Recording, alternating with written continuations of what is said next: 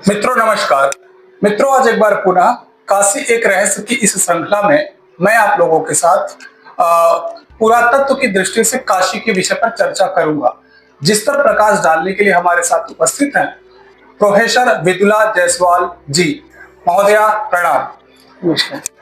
महोदया आप हमें अपने शोध के प्रमुख क्षेत्रों के बारे में बताइएगा, खासकर काशी से जुड़े आपके कार्यों के संदर्भ में।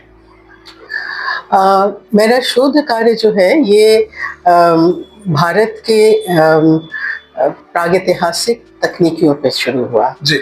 और कई वर्षों तक मैं इसी में शोध करती रही। मैंने उससे संबंधित कई स्थल खोदे और उसके उसके साथ उसके सामग्री को प्रकाशित किया। जी। लेकिन काशी से मेरा शुरू से एक नाता रहा है। मेरा जन्म काशी में हुआ। जी। मेरी पूरी शिक्षा दीक्षा काशी में हुई। जी। और बनारस हिंदू यूनिवर्सिटी से जब मैंने अपनी शिक्षा पूरी की तो मैं दिल्ली में कुछ समय के लिए कार्यरत थी आर्कियोलॉजिकल सर्वे ऑफ इंडिया के साथ। मैं ऑफिसर थी वहाँ पे और उस दौरान मुझे लगा कि मैं काशी को बहुत मिस कर रही हूँ। मुझे को काशी का बहुत अभाव खलता था बीच बीच में। जी। तो उसके बाद जब मुझे मौका मिला तो मैं काशी हिंदू विश्वविद्यालय में वापस आई अध्यापक होके और यहाँ पे मैं तब से कार्यरत थी और फिर बनारस छूटा नहीं। अपने शोध कार्य के दौरान मुझे काशी में रुचि तो थी, लेकिन उस समय तक मैं काशी के जो सामान्य जनजीवन था उसमें बहुत रमती थी। वो मुझे बहुत अच्छा लगता था, लेकिन उसके इतिहास के बारे में कभी शोध करने का नहीं सोचा था। धीरे धीरे जब चीज़ें संज्ञान में आने लगी तो बार बार ये सुनने को मिलता था कि काशी जो है प्राचीनतम नगरी है। तो मन में प्रश्न उठा कितनी प्राचीन है। इसी की तरीके से काशी का जो जीवन काल है वो मतलब प्राचीनतम तो है ही और साथ में ये आज तक निरंतर चलती रही है। पुरातत्व की विद्यार्थी थी तो ये समझ में आया कि विश्व जो भारत के जितनी भी राजधानियाँ थीं गंगे क्षेत्र में, उन सब का एक लघु इतिहास है। वो बनी, उसके बाद उनका विघटित हो गई। तो लगा कि कौन से ऐसे कारक हैं जो काशी को इतने लंबे समय तक जीवित रख पाए, क्यों इतने लंबे समय तक ये जीवित रही। तो इन प्रश्न दिमाग में थे। तो मुझे लगता था कि काशी के ऊपर बहुत शोध हुआ होगा, क्योंकि इतनी महत्वपूर्ण नगरी रही है, ये भारत के संस्कृति का केंद्र रही है, तो यहाँ बहुत कार्य हुआ होगा। तो इसी भय से मैं इसमें हाथ नहीं डालना चाहती थी कि बहुत पढ़ना पड़ेगा और मैं क्या करूँगी, सब लोगों ने इस पर कार्य किया होगा। लेकिन जब मैंने एक जिज्ञासावश देखा तो पता चला कि मिथक कथाओं के हिसाब से, पुराणों के हिसाब से ये मान्यता है कि काशी बहुत प्राचीन है, शिव की नगरी है, शिव के साथ वो जुड़ी हुई है। लेकिन कितनी प्राचीन है ये कोई भी नहीं कहता था। जब पुरातत्व के उस समय जो प्रकाशन हुए थे उसमें राजघाट के उत्खनन की रिपोर्ट थी। उसके अनुसार जो सबसे प्रारंभिक यहाँ का काल था वो 800 ईसा पूर्व था। जी। तो 800 ईसा पूर्व तो बहुत पुराना नहीं है। जितने प्राचीन हम इसको मानते हैं उतना पुराना ये 800 ईसा पूर्व नहीं है। तो लगा कि यहाँ पे एक ऐसी जगह है जो कि मैं इसमें कुछ काम कर सकती हूँ, क्योंकि पुरातत्व मेरा विधान है। दूसरा, जब कारकों को सोचने लगे तब बिल्कुल नहीं समझ में आया कि काशी इतने समय तक, राजघाट या जो वाराणसी शहर है वो इतने लंबे अभी तक कैसे जीवित रहा। तो ये इन सब परिप्रेक्ष्य में मेरा रुझान बढ़ा और फिर कुछ और बातें सामने आने लगी, दिमाग में आने लगी। जैसे अगर प्राचीन नगरी है वाराणसी तो उसके सहायक सन्निवेश होंगे, ज्योग्राफिकल मॉडल है कि कोई भी नगर होता है तो उसके आपूर्ति के पूरक छोटे छोटे कई सन्निवेश होते हैं। तो ये सब बातें जब दिमाग में आने लगी तो मैंने काशी के इतिहास के ऊपर पुरातत्व दृष्टि से कार्य शुरू किया और पहले मैंने सन्निवेशों को खोजना शुरू किया। वरुणा नदी के सर्वेक्षण किया, वरुणा से जुड़े हुए जो नाले थे, अख्ता नाला है, नरखोह नाला है, उसका सर्वेक्षण किया। राजापुर नाला है जो गंगा से में आके गिरता है लेकिन निकलता है सारनाथ के सारंगताल से, इन सब का जब सर्वेक्षण किया तो मुझे छोटे छोटे कई सन्निवेश मिले जो कि शिल्पकारों की बस्तियां थी। तो वो पूरक सन्निवेश थे वाराणसी, प्राचीन वाराणसी के। लेकिन इस पूरे खोज में एक बहुत महत्वपूर्ण स्थल हमें मिला जो पहाड़िया के पास अक्ता है। और अक्ता जो है बहुत छोटा सा टीला है, और उसको जब मैंने उत्खनन कराया तो मैंने सोचा कि ये सारनाथ के बहुत समीप है, तो इसका इतिहास जो है ये लगभग अशोक के काल से या कुछ पूर्व से बुद्ध के काल से शुरू होना चाहिए। 6वीं शताब्दी मैक्सिमम इसकी एंटिक्विटी आनी चाहिए। लेकिन जब उसकी खुदाई की और वहाँ के जो चारकोल होता है उसका जब परीक्षण हुआ तो उसकी तिथि 1800 ईसा पूर्व आई। तो जब 1800 ईसा पूर्व तिथि आई तो ये लगा कि बनारस का जो पहली आवास है वो कम से कम 1800 ईसा पूर्व की जरूर है जी।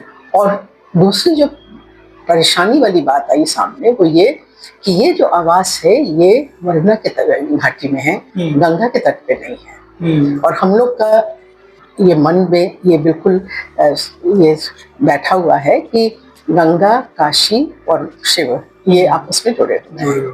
तो गंगा से जो सबसे प्रारंभिक बस्ती है उसका तो जुड़ाव नहीं हुआ। फिर इसी तरीके से काम आगे बढ़ता गया और फिर हमने बनारस के कई स्थल खोजे और वहाँ पे उत्खनन किया। महोदय, मेरा अगला प्रश्न आपसे रहेगा कि काशी में अब तक कौन कौन सी प्रमुख पुरातात्विक खुदाइयाँ हुई हैं और उनसे क्या क्या महत्वपूर्ण निष्कर्ष निकले? काशी के जो सबसे प्रारंभिक जो खुदाई मतलब भूगत अवशेषों का अनावरण हुआ वो सारनाथ में हुआ जी। और 1905 से वहाँ पे, उसके पहले से कुछ खुदाइयाँ हुई हैं, कुछ मतलब चीज़ें निकली हैं। पुरातत्व के दृष्टि से नहीं पर ऐसे भी खोदा गया उसको, प्रकाश में आया कि ये एक स्थल है पुरातन। तो लेकिन 1909 से वहाँ पे जो अवशेष मिलने लगे और जो कार्य किए जाने लगे पुरातात्विक, वो एक वैज्ञानिक पद्धति से किया जाने लगा। और तब से लगातार कई वर्षों तक वहाँ काम हुआ, कुछ बीच में व्यवधान थे। और बहुत हाल में डॉक्टर मणिका और अजय श्रीवास्तव जी के संयुक्त उसमें वहाँ खुदाई हुई। और उससे वहाँ पे जो सारनाथ का जो बौद्ध तीर्थ का पूरा स्वरूप है वो सब प्रकट हुआ। और प्रतिमाएं प्राप्त हुई, पूरे विहार मिले, संघाराम मिले, मंदिर के अवशेष मिले। तो ये वहाँ के महत्वपूर्ण खुदाई थी। इसके बाद 1940 में जब काशी स्टेशन का निर्माण हो रहा था तो राजघाट का जो टीला है वहाँ से पुरातात्विक अवशेष मिलने लगे। पुरातत्व सर्वेक्षण के जो कृष्णदेव जी थे उनको भेजा गया और उन्होंने ये पहचाना कि ये प्राचीन वाराणसी नगर है जो काशी राज्य की राजधानी थी, क्योंकि वहाँ से सीलिंग्स मिल रही थी और उसके ऊपर ऐसा खुदा हुआ था। तो ये जो पहचान थी वो महत्वपूर्ण था। दूसरी तरफ इतने ज़्यादा उस टीले की खुदाई हो रही थी काशी स्टेशन के निर्माण की कि उसको रिकॉर्ड करना, उसको पुरातत्व की दृष्टि से समझना, उस पर सूचनाओं को एकत्र करना बहुत ज़रूरी हो गया। तो कृष्णदेव जी ने भी वहाँ पे उत्खनन किया और उन्होंने जो उत्खनन किया उसमें ऊपर के जमाव काफ़ी प्रकाश में आए। और बहुत विस्तार में उसकी रिपोर्ट तो नहीं उपलब्ध थी, लेकिन वो ये निश्चित हो गया कि राजघाट का जो टीला है वो बहुत लंबे समय तक आवासित रहा। और इसके बाद ये इन दोनों स्थलों के बाद काशी हिंदू विश्वविद्यालय के हमारे गुरुजन जो थे, professor Narayan, professor P C. Pant, professor Purushottam ji, इन लोगों ने, प्रोफेसर टी.एन. रॉय, इन सब लोगों ने मिलके वहाँ पे उत्खनन किया कई वर्षों तक। और प्राचीन वाराणसी नगर के एक अच्छा भाग हमारे उन्होंने प्रकाश अनावृत किया, प्रकाश में आया। तो इससे ये स्पष्ट हो गया कि गंगा और वरुणा का जो संगम था उस क्षेत्र में काशी राज्य की राजधानी वाराणसी स्थित थी। दूसरा हम लोग देख चुके थे कि उधर सारनाथ जो है वो बौद्ध तीर्थ, वो उसकी रूपरेखा हमारे पास स्पष्ट थी। इसके बाद बनारस का जो पुरातात्विक अन्वेषण थे, जो भूगत अवशेष थे, उनकी खोज और उनका उत्खनन एक तरीके से रुक सा गया।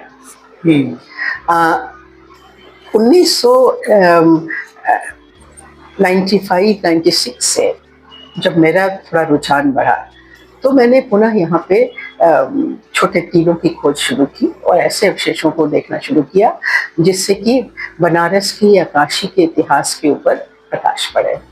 और उसी सिलसिले में जो मैंने जिक्र किया था कि वरुणा की गंगाची, उससे जो संबंधित नाले थे, इन नालों पे मैं खोज शुरू किया।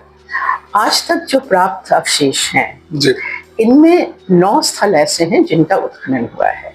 2 का मैं नाम ले चुकी हूँ, सारनाथ, राजघाट।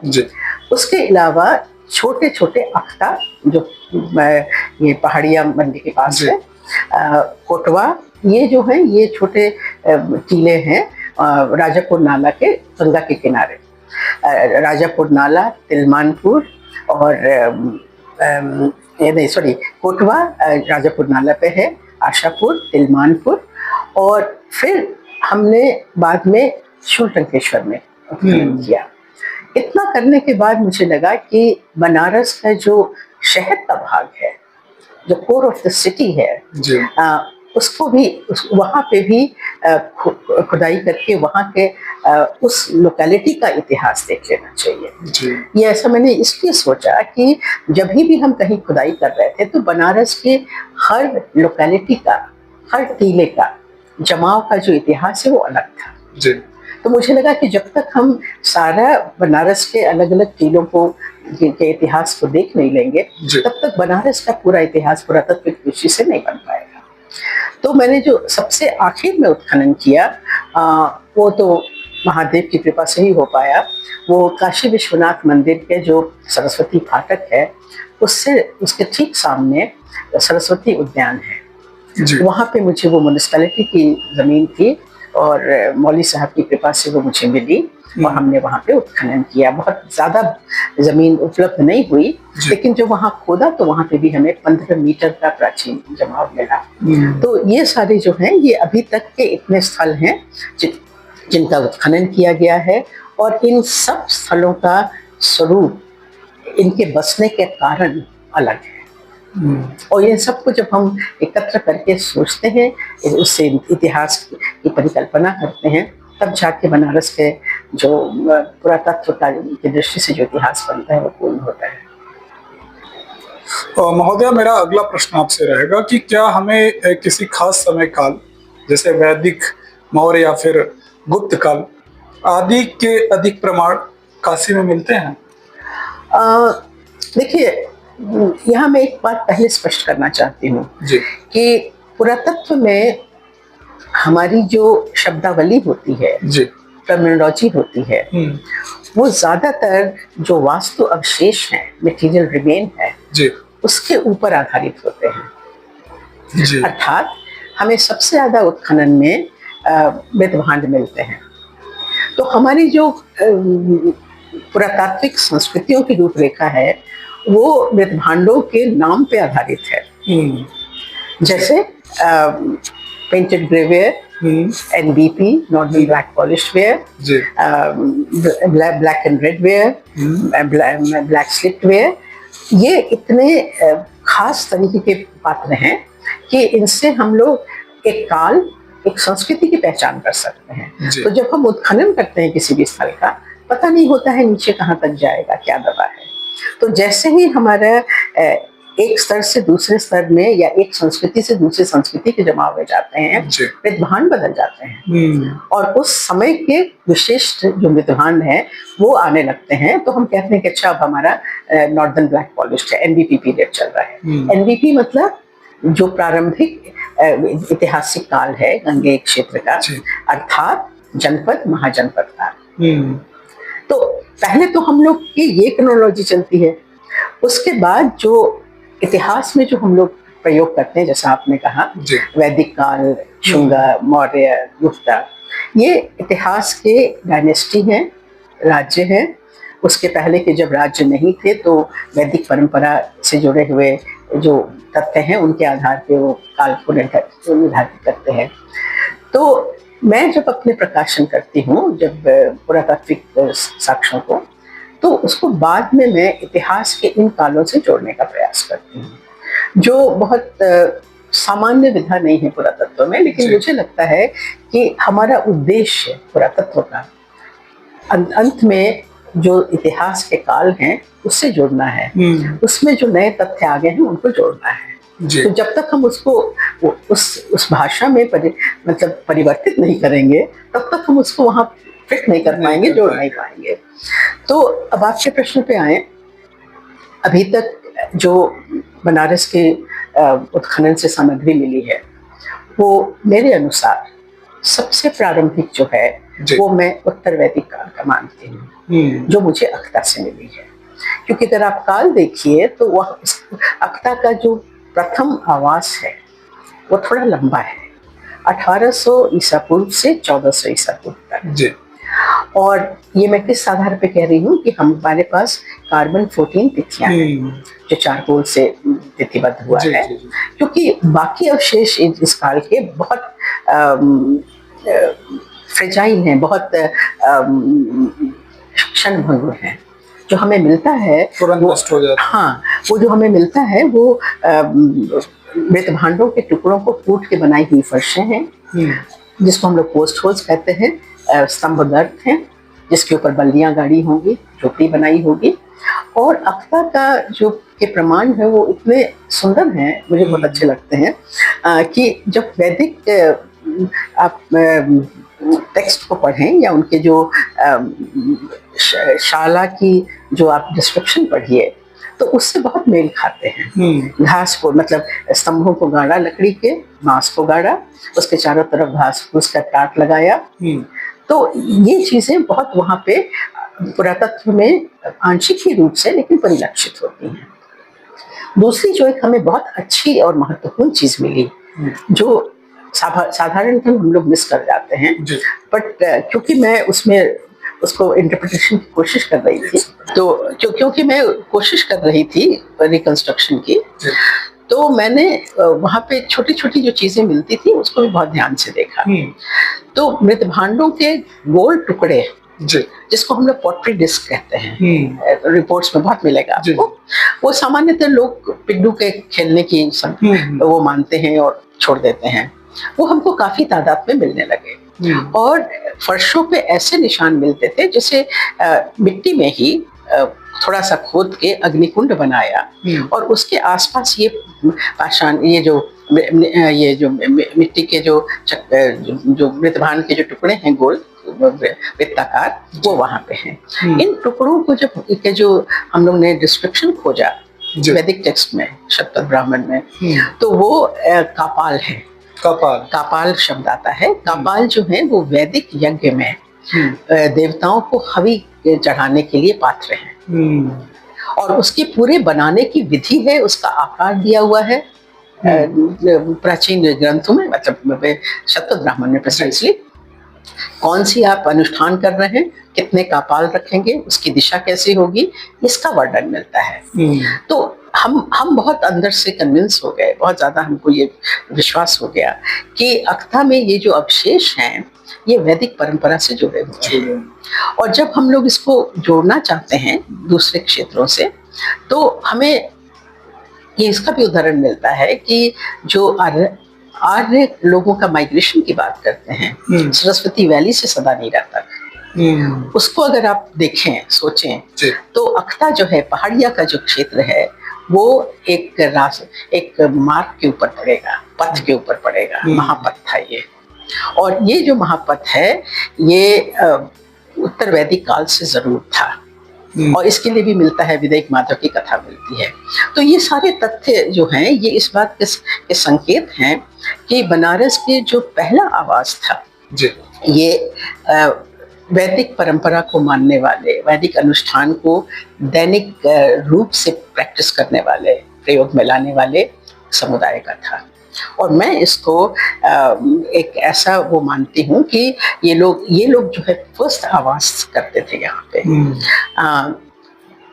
इसके बाद हमको निरंतरता मिलती है, यहाँ से जो शुरू होता है जी। वो काशी का इतिहास फिर लगातार जाता है, धर्म की दृष्टि से, संस्कृति की दृष्टि से। बीच में नगरीकरण हुआ, नगरीकरण का ह्रास हुआ, फिर भी यहाँ की जो संस्कृति है वो अपने उसमें चलती रही। तो वरुणा नदी का जो घाटी है, क्योंकि ये जो महापथ था उत्तर का, उसके किनारे है जी। इस समय गंगा पे आवास जो है ये रामनगर का जो वो है वहां पे हुआ। रामनगर की भी जो हमको सबसे पहली तिथि मिली, रामनगर हमने खोदा, ओरिया घाट जो किला है उसके थोड़ा सा हट के शास्त्री पुल की तरफ, वहां पे जो सबसे प्रारंभिक वो है उसका भी काल लगभग वही है जब अख्ता बसा। 1750 ईसा पूर्व प्लस माइनस आता है C14 में, वो उस समय वहां आवास हुआ। और सांस्कृतिक उसकी जो रूपरेखा थी उसमें बाकी चीजें मिलती हैं लेकिन कपाल नहीं मिलते। तो वो ऐसा लगता है कि वो कोई दूसरा समुदाय था, लेकिन समकालीन थे। ठीक है। इसके बाद हमको जो पुरातात्विक दृष्टि से हम लोग ये मानते हैं कि तांबे का प्रयोग पहले है, लोहे का प्रयोग बाद में है, लेकिन काशी में तांबे के प्रयोग का स्वतंत्र जो है जमाव नहीं दिखता है। शुरू से 1800 ईसा पूर्व से ही लोहे का प्रयोग है। ये एक विशेष बात है काशी के साथ। क्यों? क्योंकि यहाँ से जो चंदौली और चकिया वाला क्षेत्र है जहाँ पे कि लोहे के प्राकृतिक ढोके बहुत उपलब्ध थे, वहां से ये आयातित होता था।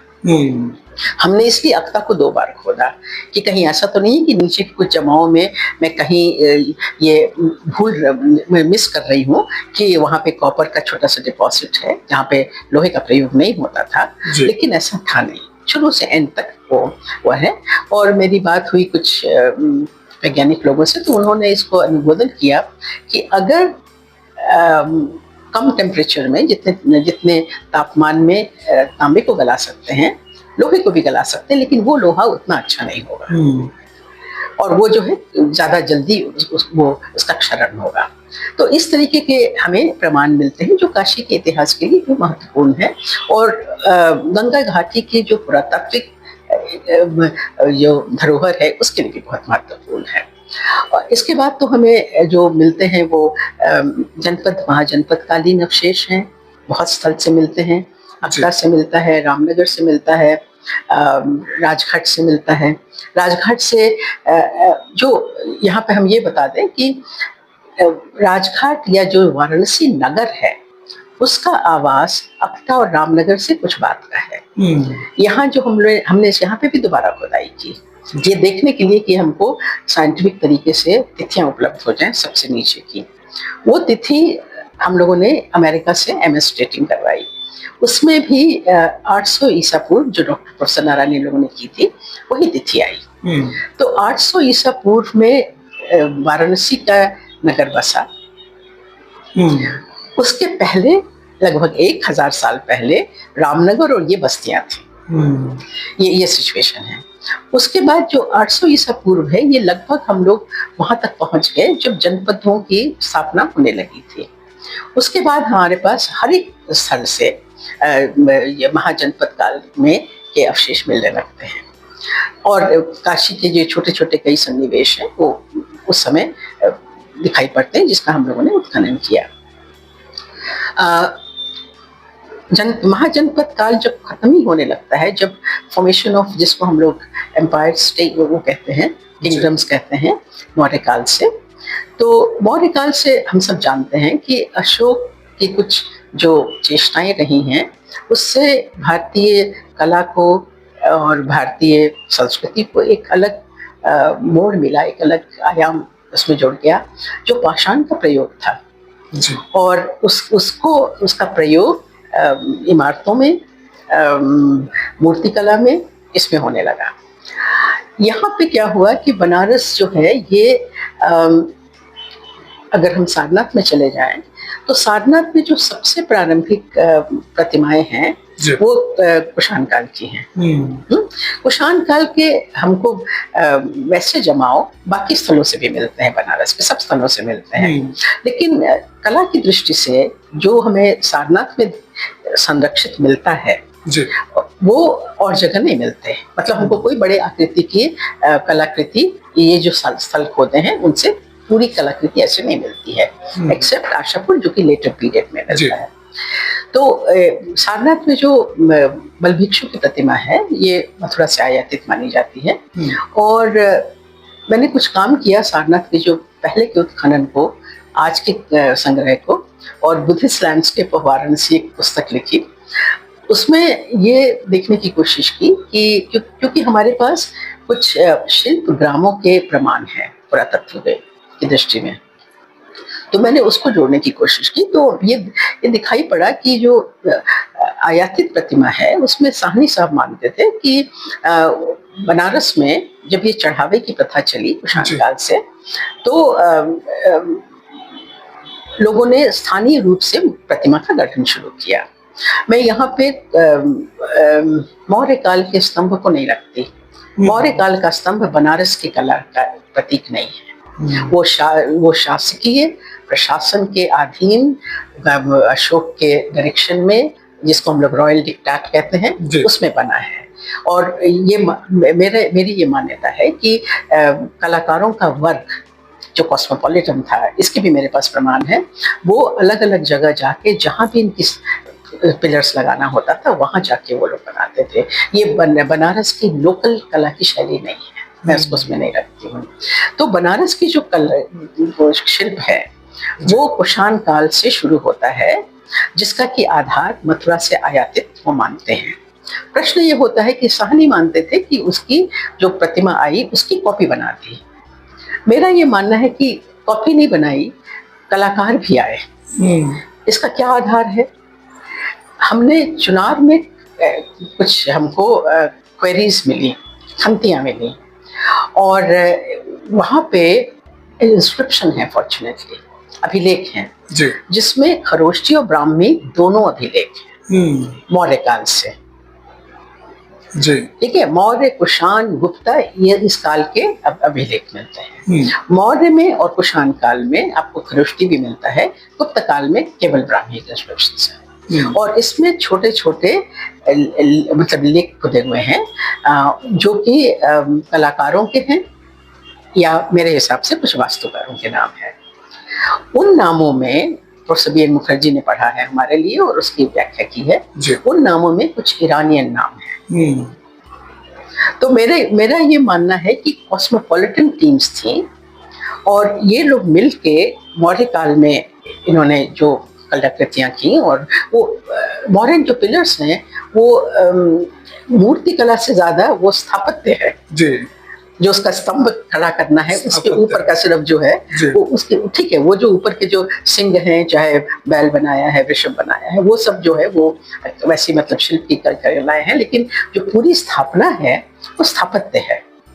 तो लेकिन जब हम शांति पीरियड में आते हैं, काल में आते हैं, तो वो जो है वो प्रतिमाएं बनने लगी। ये प्रतिमाएं जब बनने लगी तो इसके कहाँ बन रही थी? मैंने सारनाथ के चारों तरफ देखने की कोशिश की, कहीं भी मतलब शिल्पन का कहीं भी अवशेष नहीं है, क्योंकि जरा भी आप किसी पत्थर को तराशेंगे तो बहुत सारा उसका मलबा निकलता है, वो कहीं नहीं है। तो खोजते खोजते ये हमने कोटवा, आशापुर ये खोजा, ये शिल्पी ग्राम है। कोटवा में जो हमको सबसे प्रारंभिक फर्श मिली वो कुषाण काल की है। उसके बाद वहाँ पे ये गुप्त काल की है और मिडिवल पीरियड, अर्ली मिडिवल है। तो ये जो अवशेष हैं इसके साथ हम ये बिल्कुल जोड़ सकते हैं कि जो कलाकृतियां हमें सारनाथ में मिली, बुद्ध की प्रतिमाएं मिली, वो कहाँ बन रही थी, और वो जहाँ बन रही थी वो वर्कशॉप या वो जो कार्यशालाएं थी वो कैसी थी। और इसके पूरे समझ के लिए पहले मैंने जो अभी की कार्यशालाएं हैं प्रतिमा बनाती हैं उनका अध्ययन किया, और उसमें हमको ये बहुत स्पष्ट मिला। जैसे आप देख लीजिएगा, बनारस में कई जगह जो यहाँ भी अभी मिलते हैं छोटी छोटी कार्यशालाएं, उनका नाम जयपुर कला केंद्र है, क्योंकि आधुनिक काल में जो जयपुर जो है वो देवी देवताओं की प्रतिमा के लिए बहुत फेमस है। तो वहां से कलाकार एक आएगा, बाकी जो शिल्पी हैं वो बनारस के होंगे। तो इस तरीके से डेवलप करता है स्टाइल।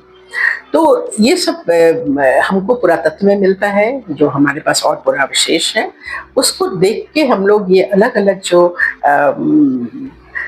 काशी के जो क्या कहते हैं सांस्कृतिक आयाम है, इनकी बात कर सकते हैं। अब इसके बाद हम लोग आ जाएं कि ये तो कला की बात हो गई, थोड़ा हम डाइवर्ट भी कर गए। और कुषाण काल में जो राजघाट के अवशेष हैं वो भी महत्वपूर्ण है। कुषाण काल में ये नगर बहुत समृद्ध हो गया, व्यापारी यहाँ बहुत आने लगे और ये पूरा जो है ये नगर एक वैभव, नगरीय वैभव इसमें आप मान सकते हैं।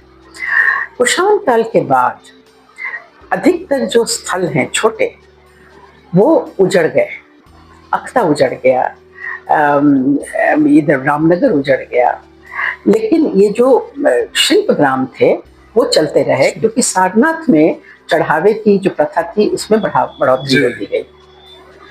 लेकिन काशी का जो राजघाट जो है, वाराणसी का जो नगर था, उसका क्या हुआ, उसका भी विघटन शुरू हो गया।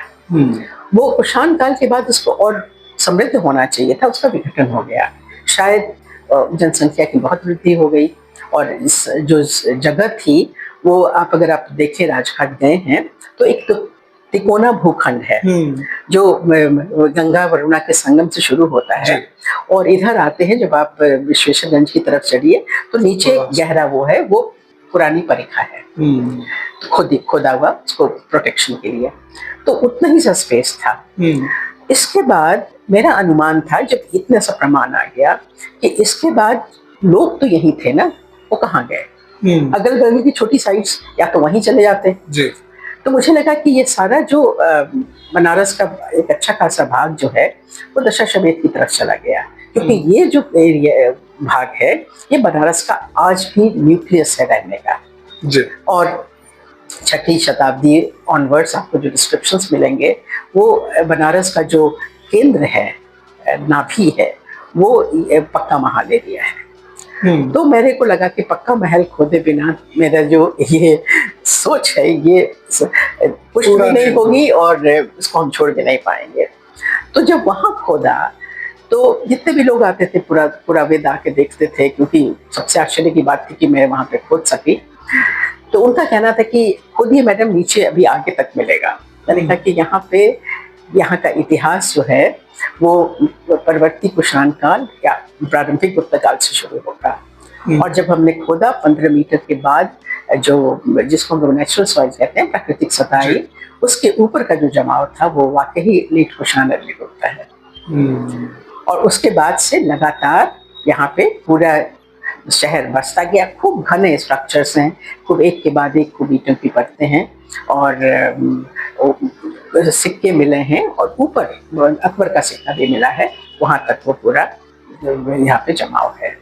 तो इससे एक चीज हमें बहुत स्पष्ट हुई कि काशी का जो क्या कहते हैं आवास था, जो क्षेत्र था आवास का, उसमें 3 स्टेजेस में शिफ्टिंग हुई। न्यूक्लियस जो केंद्र था वो 3 बार जो है वो अपने स्थान से दूसरे स्थान पे गया। पहला जो इसका जो वो था वो अख्ता था, बहुत साल वहां रहा। जब अख्ता वो भी एक पद पे था, लेकिन वो कभी नगर नहीं बना। अख्ता कभी भी वाराणसी की तरह नगर नहीं बना, वो एक छोटा सा आश्रम बेस्ड वो है। और वहां से के बाद कुछ जनसंख्या वहां से इधर आई, कुछ रामनगर से भी आई होगी, और वो लोग आके यहाँ पे जो वाराणसी का जो शहर का भाग था वहाँ पे उसकी साफ सफाई की, ये बाकी पुराविदों ने भी कहा है, और यहाँ पे बस गए 800 ईसा पूर्व में। उसके बाद से लगातार ये समृद्ध ग्राम और उससे विकसित होते होते शहर बसा। उसके बाद परवर्ती कुषाण काल से यहाँ से लोग पक्का महल की तरफ माइग्रेट करने लगे, जाने लगे, स्थानांतरित हुए, और फिर ये शहर बसा और फिर वहां पे ये बसता चला गया। उसके बाद जो है ये इसकी जो शिफ्टिंग है न्यूक्लियस की वो रुक गई, फैलाव शुरू हुआ जो कि 80 और उसके बाद बियॉन्ड 80 जैसे हम लोग आज जानते हैं कहाँ तक बनारस फैला है। तो हमको ये समझ में आया कि अभी तक के जो कार्य किया उसमें 2-3 चीजें बहुत स्पष्ट हुई। एक तो अभी तक के जो प्राप्त प्रमाण है उसके अनुसार वाराणसी का जो इतिहास है वो 1800 ईसा पूर्व में प्रतिबद्ध किया जा सकता है और ये लेटर वैदिक काल का है। और तब से लगातार यहाँ पे संस्कृतियों का, धर्मों का आगमन हुआ, सामंजस्य हुआ और ये निरंतरता आज तक चलती है। दूसरा कि ये सबसे ज़्यादा लंबा दीर्घायु नगर क्षेत्र है, वो इसलिए कि जब भी जैसी आवश्यकता हुई उसके अनुसार यहाँ पे शिफ्टिंग होती रही। जो मतलब आवास था उसका जो केंद्र था बाकी एकदम छूटा नहीं, छोटे मोहल्ले की तरह रह गए, लेकिन जो मेन केंद्र था वो शिफ्ट हुआ, बदला और वो नई जगह खोज के वहाँ पे बरसे और फिर वो पूरा जो इकाई थी, भौगोलिक इकाई थी, उसको उन्होंने आत्मसात किया। ये कारण है कि ये मतलब इसकी निरंतरता बनी रही। महोदय, मेरा अगला प्रश्न आपसे रहेगा कि क्या कोई ऐसे पुरातात्विक प्रमाण मिले हैं जो यह दर्शाते हों कि यहाँ धार्मिक परंपराएं लगातार शताब्दियों से चलती आ रही हैं? जैसा मैंने अभी कहा कि कुछ प्रमाण हमेशा हमें मिलते रहे हैं और हमारे इतिहास संरचना की एक परिपाटी है जिसको हम लोग धार्मिक परिदृश्यों के संरचना के रूप में प्रयास करते हैं, उसको करने की कोशिश करते हैं। काशी में एक जो परिदृश्य है वो जो बहुत स्पष्ट है, जिसके पूरा अवशेष भी बहुत स्पष्ट है, हम सब बहुत जिसको जानते हैं, सारनाथ है, जो बौद्ध धर्म के प्रारंभ से लेके काशी में जो स्वरूप है उसका पूरा एक खाका आपको उपलब्ध कराना है। अब दूसरे जो परिदृश्य हैं उसमें काशी का जो सबसे ज्ञात परिदृश्य है या सबसे मान्य परिदृश्य है वो शैव है। ऐसे तो यहाँ पे सब धर्मों का अस्तित्व रहा है, वैदिक परंपरा की हम बात कर चुके हैं, लेकिन वैदिक परंपरा के परिदृश्य में एक परेशानी ये है, संकट ये है कि उसके जो प्रमाण है वो बहुत स्पष्ट स्थूल रूप में, मूर्त रूप में मिलते नहीं है। यज्ञ हुआ, कहीं जली हुई मिट्टी के अवशेष मिल गए, बहुत हुआ थोड़ा कपाल मिल गया, बाकी चीजें खत्म हो जाती हैं। जो भी होता है बांस बल्ली काटते हैं वो भी नष्ट हो जाते हैं। तो उसके जो अवशेष हैं वो पुरातत्व में जो हमने परखा है कपाल की दृष्टि से वो 400 ईसा पूर्व तक बहुत स्पष्ट है बनारस के स्थलों में। अगर हम उसको ये संकेत मान लें कि ये वैदिक अनुष्ठानों के संकेत हैं, उसके बाद एकदम से उनकी संख्या बहुत कम हो जाती है। और वो जो है वो मतलब संख्या में अगर पहले एक ही स्थल के छोटे से ट्रेंच में अगर हमको 150 मिल रहे हैं तो दूसरे में 2-3-4 मिल रहे हैं, इतनी कम हो जाती है। तो ऐसा लगता है कि उसका जो क्या कहते हैं फैलाव था जनमानस में, वो जो परंपरा थी वो काफी घट सी जाती है। दूसरी बात जो हम लोग को दिखती है काशी में वो यक्षों की पूजा, फोक रिलीजन है। हमको पुरातत्व में भी उसके प्रमाण मिले हैं। ओडिया घाट जब हम खोद रहे थे तो वहाँ पे एक ईंटों के छोटा सा प्लेटफॉर्म मिला जिसमें बल्लियों गाड़ने के प्रमाण हैं और बीच में मृण प्रतिमा काफी बड़ी, उसका भग्न शीर्ष और नीचे का भाग वो रखी हुई है। तो उस टाइप की जो प्रतिमाओं का जो पूजन है वो कुछ क्या कहते हैं लोक धर्म से संबंधित होता है। इस टाइप के प्रमाण हमको बहुत अच्छी मात्रा में अहिच्छत्र से मिले हैं, जो शहर के बाहर एक पूजा स्थल से कई सारे इस तरीके के बड़े आकार के वो मिले थे। तो इस तरीके के छोटे बड़े मिलते हैं। अब जो शैव की यहाँ बात आती है वो लेटर पीरियड में, मिडिवल पीरियड में, तो हमें उसके अवशेष मिलते हैं। राजघाट से भी कृष्णदेव जी ने रिपोर्ट किया था, गढ़वाल पीरियड से प्रतिमाएं हैं कुछ हैं। लेकिन बनारस के जो शैव धर्म है, जैसा आप जानते हैं, धर्म मेरा विषय नहीं है, लेकिन जो मेरी अपनी रुचि है, जो मुझे प्रभावित करती है, वो ये है कि कुछ मंदिर जरूर हैं जो बहुत महत्व के हैं, लेकिन जो यहाँ के शैव धर्म है, वो एक जनमानस का कि महादेव के लिए आस्था है, और वो शिव लिंगों की पूजा और उसकी स्थापना बहुत ज्यादा है। जो हम लोग कहते हैं कि कण में काशी के कंकर में शंकर। तो ये जो है, ये जो परंपरा है, इसके हिसाब से, और ये खाली कहावत नहीं है, इसको अगर आप देखिए तो यहाँ पे कई ऐसे समय आते हैं जबकि काफी सारे लिंगों की स्थापना होती है, छोटे गांवों में, मोहल्लों में, सब जगह होती हैं। तो इसके जो हमको प्रमाण प्रत्यक्ष वो उत्खनन से नहीं मिलते हैं।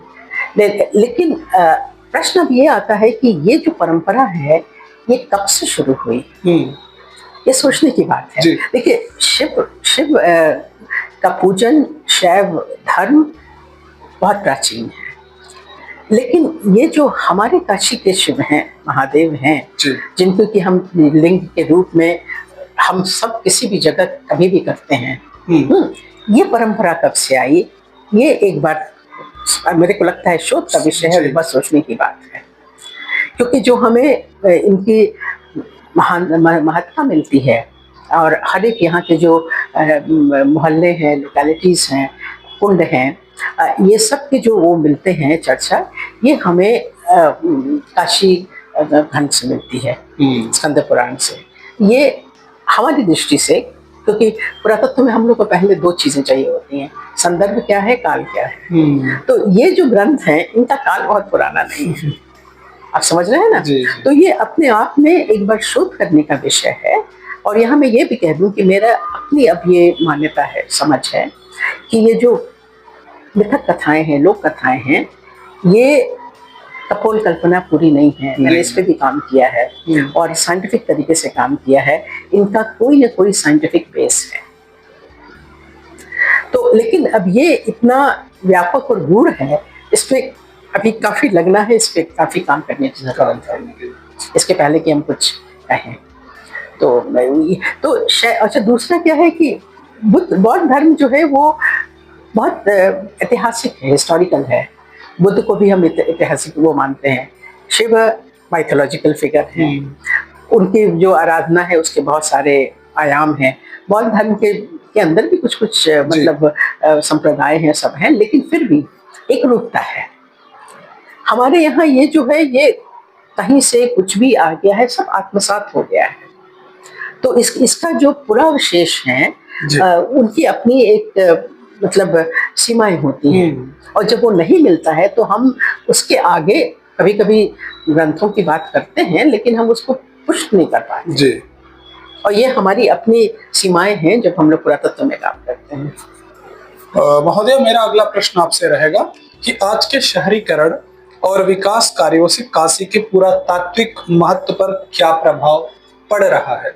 आप हमारे दर्शकों को बताने की कृपा करें। पुरातात्विक महत्व एक बात है, और लेकिन हमारी जो पुरातात्विक धरोहर है उसमें कुछ ऐसे मतलब चैलेंजेस आ रहे हैं, कुछ ऐसे मतलब घटनाएं हो रही हैं जिसपे हम सबको एक बार सोचना है। विकास को रोकने का तो कोई प्रश्न ही नहीं, क्योंकि वो हम सबकी सुविधा के लिए है, संपूर्ण देश के साथ चलने की बात है, और उससे अलग होके काशी आगे नहीं बढ़ सकता।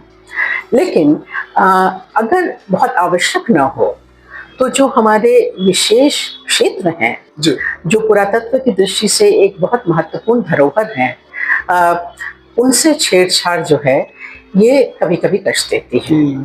और क्योंकि मेरा जुड़ाव बहुत रहा है, और मैंने काशी जब मैं पक्का महल खोद रही थी तो उस जगह की जो मेरी अनुभूति है वो ऐसी अनुभूति है कि मैं जब भी याद करती हूँ उससे मैं बहुत विफल हो जाती हूँ। एंड क्योंकि वहाँ के जो लोग हैं, वहाँ की जो संस्कृति है, वहाँ का जो पूरा एम्बियंस है, वो ऐसा है कि वो मेरे हिसाब से बनारस के एक धरोहर क्षेत्र है। अगर उसमें का एक भाग भी हमने हटा के, चाहे वो किसी की सुविधा के लिए किया हो, वो मुझे लगता है कि वो उस धरोहर से छेड़छाड़ हुई है जी। और वो हम कभी उसको वापस नहीं कर सकते। और मैं यहाँ पे ये कहना चाहूंगी कि जो काशी विश्वनाथ का जो मंदिर है, हम लोग जब वहाँ खोदते थे तो रोज दोपहर में वहाँ जाके एक बार दर्शन कराते थे। देखते थे झांक के कि वहाँ कितने लोग हैं, लगाते थे, जाके करके आते थे। और वो जो पूरी गली है, मतलब मई जून में वो इतनी ठंडी होती थी, लगता था कोई किसी ने कूलर चला के रखा हुआ है। अब उस जगह में जब कॉरिडोर बना तो वो जो एक पूरा खंड है वो विरासत का हिस्सा नहीं रह गया। और ये छेड़छाड़ मुझे स्वयं को लगता है, मैं गलत हो सकती हूँ, कि इतना आवश्यक नहीं था। और ये ऐसी चीजें जो हैं वो हम लोग, जो लोग इस विषय से जुड़े हैं, वो उनको थोड़ा कष्ट देती हैं। इसी तरीके से दूसरा उदाहरण है, बनारस के जो घाट हैं उसके भी एक अपनी नदी के साथ एक संरचना है जी। अगर आप कभी रामनगर के घाट देखेंगे, बहुत छोटे छोटे बिना बनाए हुए घाट हैं, एक घाट को छोड़ के। वो किसी का नाम कुत्ता घाट है, किसी का नाम ओरिया घाट है, किसी का नाम गोला घाट है। वो छोटी छोटी सीढ़ियां हैं जो वहाँ के रामनगर वासियों को गंगा तक लेके जाते हैं। उसी तरीके की कल्पना मुझे बनारस के आदिमतम घाटों की होती है, जो समय समय पे किसी के द्वारा पैट्रोनाइज किए गए। किसी ने उसको, राजाओं ने, ट्रेडर्स ने, महाराजाओं ने उनको गोद लिया और उसमें उन्होंने अपने हिसाब से बनाते चले गए। वो सब एक इतिहास के भाग हो गए। और जो अगर आप उसको देखेंगे तो जो हमारा पूरा गंगा का जो वृत्ताकार वो है, उसमें वो घाट सारे समाहित हैं। और राजघाट का जो पुल है वहां तक वो रुक जाते थे। और फिर हमारा जहाँ पे कॉन्फ्रेंस है, गंगा और वरुणा का जो वो है संगम है, वहां पे आदिकेशव घाट था। वो भी गढ़वालों ने इस समय में उसको पक्का किया गया था। बीच का क्यों छूटा था? क्योंकि वो काशी के बहुत महत्वपूर्ण पूरा स्थल था। अब आपका ये जो हम परीखा कह रहे थे राजघाट वाला, उस परीखा के से शहर की तरफ ही लास्ट घाट है। उसके बाद से सारा जो है वो ब्रिज बना, वो ठीक है, वो भी विकास का भाग था। काशी स्टेशन का जो बना वो भी विकास का भाग था। लेकिन उस समय ये कोशिश की गई कि जो भी कुछ है उसको संरक्षित कर दो, और उससे वो प्रकाश में आया वाराणसी। उसके बाद का जो पूरा हिस्सा है, जो कि टीला का भी भाग है, आगे राजघाट का फाउंडेशन है, वो पूरा जो है वो बहुत बड़ा टीला है।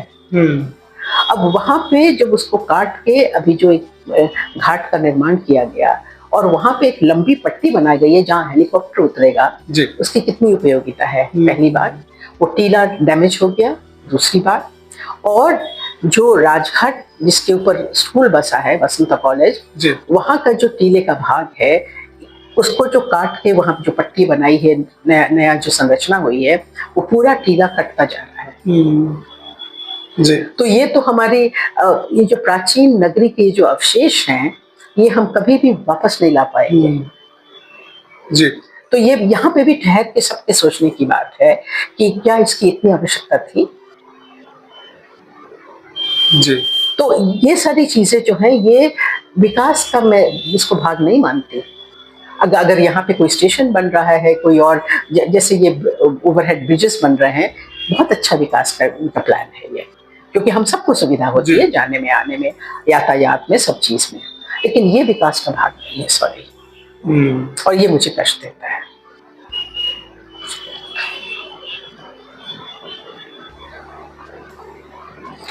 महोदया, मेरा अगला प्रश्न आपसे रहेगा कि क्या पुरातात्विक स्थलों के संरक्षण में सरकार और स्थानीय प्रशासन की भूमिका संतोषजनक है? मैंने तो आपको अपरोक्ष रूप से कह दिया जी कि जो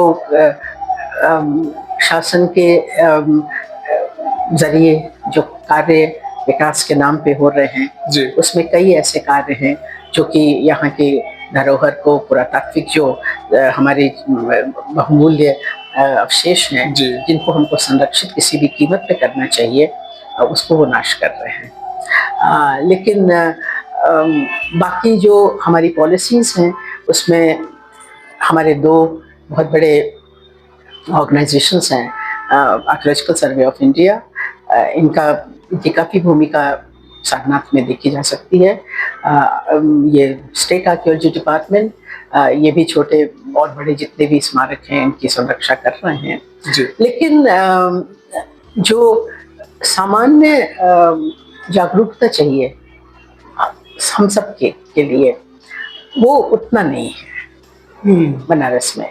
और मुझे लगता है कि हर बनारस वासी को इस बात का गर्व होना चाहिए कि हम बनारस में हैं, जो कि विश्व की इतनी प्रसिद्ध नगरी है और भारतवर्ष के जो संस्कृति है उसका केंद्र है जी। तो इस सब के लिए हम सबका दायित्व बनता है। और मेरे को लगता है प्रशासन भी उसी का पार्ट होगा। प्रशासन में भी जो लोग हैं वो व्यक्ति विशेष हैं और एडमिनिस्ट्रेशन तो है ही उनके पास। तो ये हम सबकी जिम्मेदारी होनी चाहिए कि जितनी भी चीज़ें हम संरक्षित कर पाएँ, सुरक्षित कर पाएँ, ये हम इसको करने की कोशिश करें, क्योंकि हम ही इसको अगली पीढ़ी को लेके जाएंगे। यदि कोई शोधार्थी काशी पर काम करना चाहता हो तो उसे आप क्या सुझाव देंगी? काशी इतनी विशाल है, इसके इतने आयाम हैं, इसकी संस्कृति इतनी समृद्ध है कि इसके किसी भी एक पक्ष पे काम करने के लिए एक जीवन काफी नहीं है। तो मेरे को ऐसा लगता है कि जितने भी लोग जिनको कि काशी पे काम करने की इच्छा है वो अपने हिसाब से उसको चुने। और अब जैसे काशी के जो आप जनसंख्या ले, मेरा बहुत मन है कि कोई इस पे शोध करे।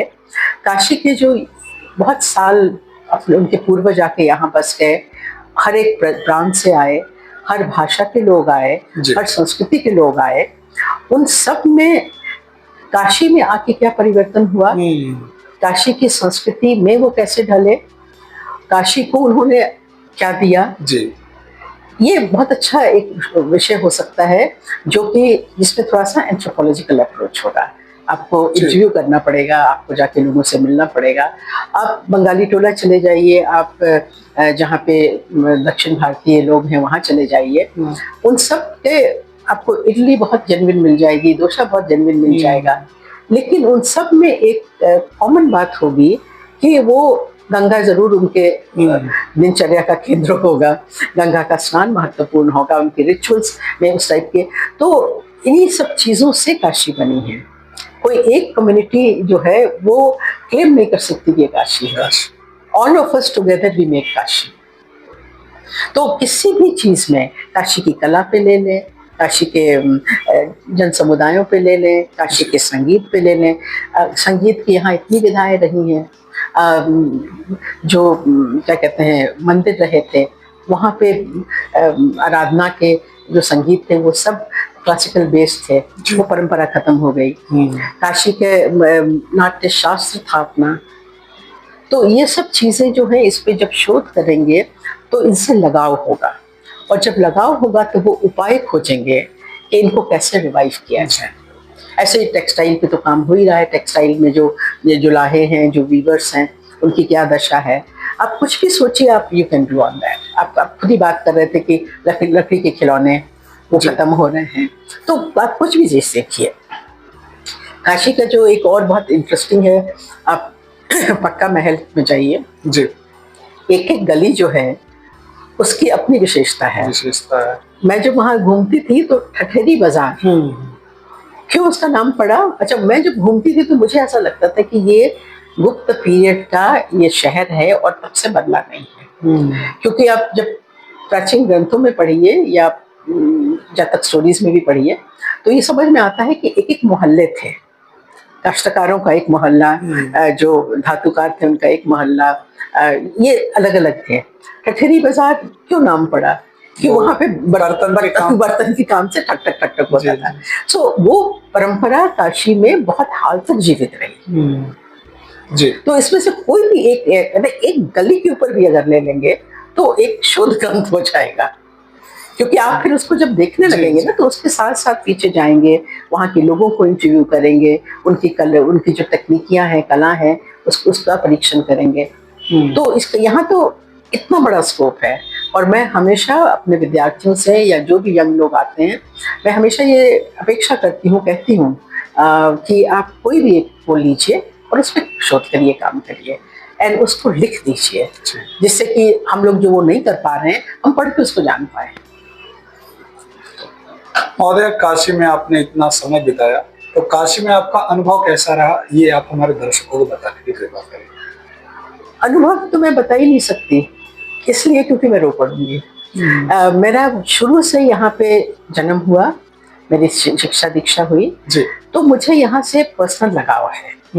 और अभी भी मैं कहीं जाती हूँ, मेरे परिवार के लोग मेरा मजाक बनाते थे कि अभी 2 दिन हुए हैं, तीसरे दिन इसको कहो कि बनारस, तो ये रोने लगेगी, क्योंकि इतना मैं मिस करती हूँ।